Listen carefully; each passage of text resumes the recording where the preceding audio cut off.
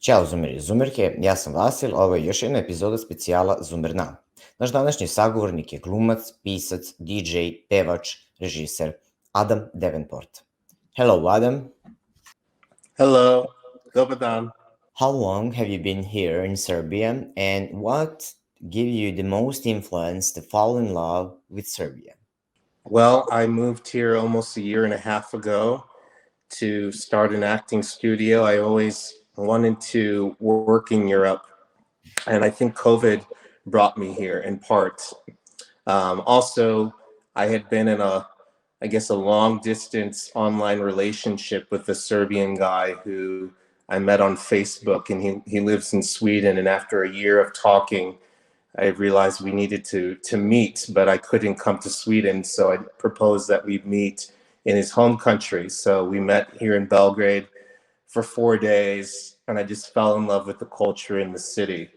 And I ended up moving here 6 weeks later. That relationship didn't work out, but the school did, so I decided to stay. I read the article about you coming out to your parents, and I will ask you a couple of the questions about the LGBT. And do you think the amount of understanding the LGBTQ plus people here in Serbia have the difference the USA? Absolutely. I think in the whole world there's progress to be made in LGBT rights, but coming here to Serbia, it reminds me almost of where the United States was in the 1980s or the early 90s, particularly during the Clinton era of don't ask, don't tell. I find that there's a big difference in people's openness. I know many peers, many friends or colleagues or acquaintances who are in their 30s or 40s and they've never come out here in the Balkans, and they live in constant fear of what would happen to them if they came out. Perhaps their employment might be negatively affected, or maybe they'll be cut off or isolated from their family. It reminds me of my coming out process in 1997. My parents did not react to it positively at all, but they eventually did come around to accept me. So I do have a lot of empathy for Serbian LGBT people. How do you react about the fact that authority here really rare react against violence around LGBTQ plus people? Well, that's news to me. I was not aware of that. I knew that there was violence at the Pride Parade a decade ago. And to my understanding, there was violence if people went to a gay club, and there might be, hooligans who might threaten them upon leaving.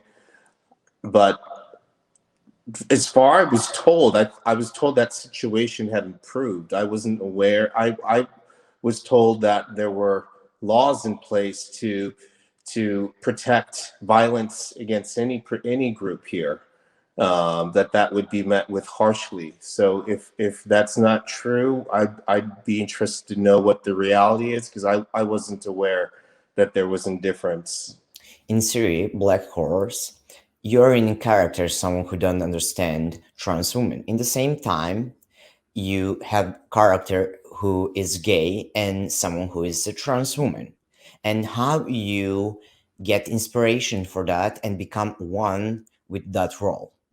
Wow, that's a very this is the first time I've ever been asked a question about either of those roles. So thank you for asking about that. I've worked on a lot of LGBT projects in the States, and I think it's important that not only LGBT filmmakers are supported and their stories can be brought into the front and center, but that storytellers create roles that offer those points of view to be shared, because until we can, that's one of the tools of film and acting, that we can understand someone who's different from us by seeing a character who goes through an experience that is different from our own. and yet we see the shared humanity. Those were two very different characters. So the, let's say, a transphobic man who's essentially he's paying for sex on Dark Horse. Neither of those characters are like me at all, and I've often been asked to play characters where their moral compass is different from my own. That character was a very religious guy. He goes to church every Sunday. He still lives in his mother's house, and yet he has this private life where he's closeted gay man, and he's paying for sex. And so I think that was a way into that role of understanding people who don't have the freedom to be themselves, and so they compartmentalize that part of themselves, and it's almost like they have a multiple personality disorder. I thought there was also something hypocritical about him, and yet he can't. There's something about him that he has deep shame about, and he can't, since he can't accept himself, he has difficulty accepting someone who's trans. The other role where I played a transgender woman, that was my first role ever on film. I did that in 2016, and it played in some international film festivals. And I had to do a lot of research because obviously and in retrospect, that's 6 years later. I don't know if I would have accepted that role now unless they could have found a transgender actor to play the role. I think 6 years ago they had very difficulty finding a transgender performer to play that character, and so when I auditioned, I met with the director, and he believed that I could do it. But I did spend time researching it. I even, when I found the costume for the character, I walked through the streets of New York City with the full makeup and wig, and wanted to experience how people treated me. And I was in parts of the neighborhood of New York that weren't so safe, not unlike how that character, because she's a sex worker. And so I never felt in harm's way, but I could see how people were uncomfortable by my presence.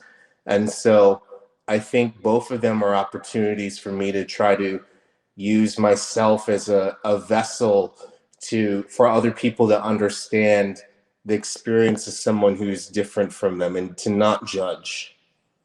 Even though they're small, they were supporting your small roles. Will you visit Euro Pride? Where is Euro Pride this year? Is it here? Here in Serbia. Yeah, of course. If I'm not working, I mean, my first priority is as an actor. So I always lead with the work first, and I have 50 actors that I coach presently. I didn't go to Pride last year only because I was working. So I think if I was invited to attend, if I was asked to be a diplomat for Pride in some way, I'd be happy to appear or even speak. But yeah, I'm open to it. Certainly, I haven't been yet. Important news around the world is situation with Ukraine. And we heard that you are involved in some project helping Ukrainian people. Can you tell us more about that? Sure. Well, I have a student. Aside from that, Serbian actors who I teach here in person in Belgrade, I also teach online classes with actors from all over the world. So one of my actors, Artem, is from Kiev. And so I'd been following the situation closely over the last few weeks. He fled his home last Thursday. He's currently in another part of Ukraine, but he could not leave because he's a male between ages of 18 and 60, and so they're required to stay under martial law. Another actor who I don't work with yet, Olha, she sent me a video, which is a plea from Ukrainian actors to share with Belarusian and Russian actors to just spread the message of ending the war. I've decided to offer enrollment at my school at TS for free to any Ukrainian actor if they would like to study. Because I think when the war does end, there's going to be a problem that the industry will be devastated. There's going to be thousands of people without work. I don't see Ukrainian cinema, that will really take a hit. It will take some time before productions will be able to stabilize and go back to work.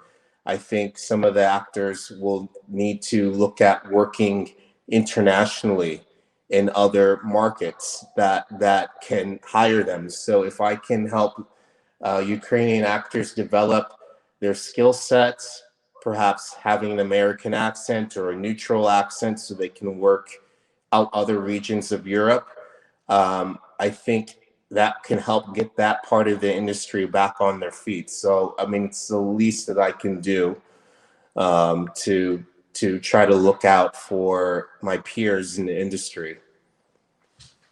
Okay, Adam, thank you.